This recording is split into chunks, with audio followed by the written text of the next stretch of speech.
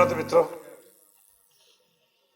अज की महफिल जी मेरे निके वीर ते बड़े भरा ताहिर वजीराबाद की याद सताएगी। बहुत सारे दोस्तों ने उन्होंने बारे बहुत खूबसूरत लफ्ज़ों का नजराना पेश किया। मैं समझना कि सारे दोस्त जिन्हें उन्होंने चंगिया गल्लां कीतियां, मैं उनका बहुत मशकूर ते ममनून हाँ। ताहिर वजीराबाद की वजीराबाद का होने के नाते तो साडा उहदा ताल्लक है ही सी।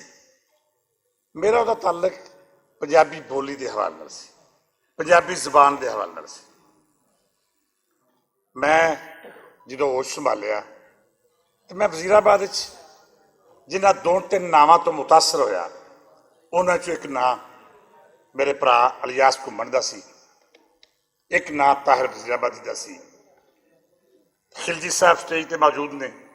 इन्हां दोस्तों की पंजाबी नाल प्यार ते मुहब्बत ने मैनूं मुतासर किया और मैं इन्हां दे पैरों ते पैर रखदा होया पंजाबी वाले पासे टुर पिया। ते सो मेरे कहने का मकसद ये है कि पंजाबी लियाउण जिन्हां लोकां किरदार अदा किया उन्हां वड्डा नाम ताहिर वजीराबादी का। ताहिर वजीराबादी पंजाबी जबान नाल मुहब्बत, सोच, मुहब्बत मजहब की हद तक सी।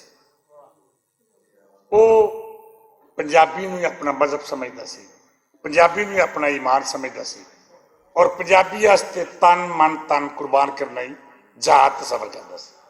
यकीनन ताहिर वजीराबादी ते बहुत काम करने की लोड़ है।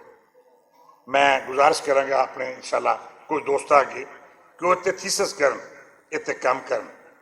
इहदे नाल ही कुलियात की गल हुई, मैं अज इस प्लेटफार्म पर गल करना। इंशाल्लाह आइंदा साल बरसी के मौके पर कुलियाते ताहिर वजीराबादी छपी हुई तुहाडे हत्थां च होएगी और इंशाल्लाह असीं उहदे कलमी कंमां ते भी ध्यान करांगे, उहदे कालमां ते उहदियां तैयारियां नूं इकट्ठियां करने की कोशिश करांगे।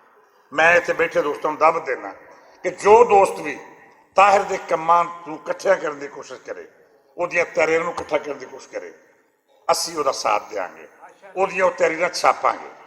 अज के हवाले नाल मैं गल करना चाहांगा कि अज जिन्ने दोस्तां ताहिर दे बारे लिखिआ है वो सारियां तहरीरां उन्हां दे बेटे नूं रवाना करती जान ताकि असीं उहनूं भी किताबी शक्ल छापांगे और इंशाल्लाह ताहिर दे इस मिशन नूं, ताहिर दे अमल नूं, ताहिर दे किरदार नूं, ताहिर दी पंजाबी नाल मुहब्बत नूं जिंदा रखने वास्ते अपना किरदार अदा करांगे। मैं समझना कि अगर पंजाबी जिंदा रहेगी, ताहिर जिंदा रहेगा, साडे बुजुर्ग जिंदा रहेंगे, साडे बड़े जिंदा रहेंगे। बहुत शुक्रिया, बहुत मेहरबानी, बहुत